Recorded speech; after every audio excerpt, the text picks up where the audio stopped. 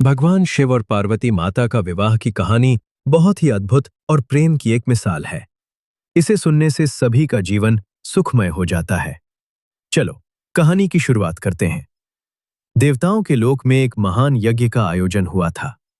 इस यज्ञ का आयोजन किया था राजा दक्ष ने।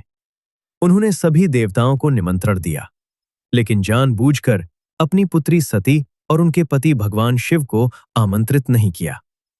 सती ये अपमान सहन नहीं कर पाईं। वे भगवान शिव के मना करने पर भी बिना निमंत्रण के ही यज्ञ में पहुंच गईं। वहां उन्होंने देखा कि उनके प्रिय शिव का अपमान किया जा रहा है। ये दृश्य उनके लिए असहनीय था, जिसके कारण क्रोध और दुख से भरी सती ने उसी यज्ञ अग्नि में अपने प्राण त्याग दिए। जब ये समाचार भगवान शिव को मिला, तो उनका हृदय शोक और क्रोध से भर उठा। उन्होंने अपने जटाओं से वीरभद्र को उत्पन्न किया, जिसने यज्ञ का विध्वंस कर दिया। इसके बाद शिवजी संसार से विरक्त होकर गहरी तपस्या में लीन हो गए। बहुत सालों बाद सती ने पर्वतराज हिमवान और माता मेना के घर पार्वती के रूप में पुनर्जन्म लिया। बचपन से ही पार्वती का मन शिवजी में रमा रहता था। जैसे जैसे वे बड़ी हुईं, उनका प्रेम और भी गहरा होता गया। उन्होंने निश्चय कर लिया कि वे केवल शिव को ही अपने पति के रूप में स्वीकार करेंगी। उधर देवताओं की चिंता बढ़ती जा रही थी। एक असुर तारकासुर का आतंक चारों ओर फैल चुका था। उसे वरदान प्राप्त था कि उसका वध केवल शिवपुत्र ही कर सकता है। लेकिन शिव तो तपस्या में लीन थे। इसलिए देवताओं ने योजना बनाई कि शिव और पार्वती का विवाह कराना ही होगा। शिव प्रेम में रमी पार्वती ने शिवजी को पाने के लिए कठोर तपस्या आरंभ की। उन्होंने जंगलों में रहकर वर्षों तक तप किया। उनकी ये तपस्या इतनी कठोर थी कि देवता भी आश्चर्यचकित रह गए। देवताओं ने शिवजी का माता पार्वती की ओर ध्यान आकर्षित करने के लिए कामदेव को भेजा, ताकि वे शिवजी का ध्यान भंग कर सकें।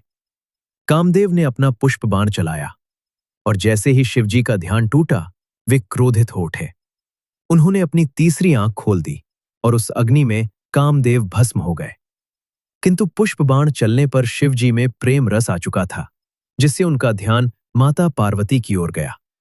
लेकिन पार्वती की तपस्या और प्रेम अटूट था। शिवजी ने उनकी भक्ति की परीक्षा लेने का निश्चय किया। वे एक ब्राह्मण का रूप धारण कर पार्वती के पास गए और बोले, शिव तो अजीब है, भस्म लगाते हैं, सर्प धारण करते हैं। तुम उनसे विवाह क्यों करना चाहती हो? पार्वती मुस्कुराईं और दृढ़ स्वर में बोली, मेरे लिए वे ही सब कुछ है। मैं केवल शिव को ही अपना पति मानती हूं। ये सुनकर शिवजी अत्यंत प्रसन्न हुए। उन्होंने अपना वास्तविक रूप प्रकट किया और पार्वती को विवाह का प्रस्ताव दिया। इसके बाद हुआ एक अद्भुत और दिव्य विवाह। भगवान शिव की बारात में भूत प्रेत, गण, देवता सभी शामिल थे। उनका रूप अत्यंत विचित्र था। भस्म से लिपटा शरीर, जटाओं में गंगा, गले में सर्प।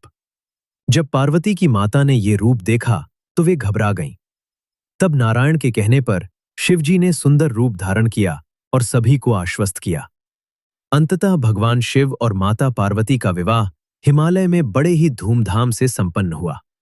ये केवल एक विवाह नहीं था, ये शक्ति और शिव का मिलन था। प्रेम, तपस्या और समर्पण की सबसे बड़ी कहानी थी। और इसी दिव्य मिलन से जन्म हुआ उस पुत्र का, जिसने आगे चलकर अधर्म का नाश किया।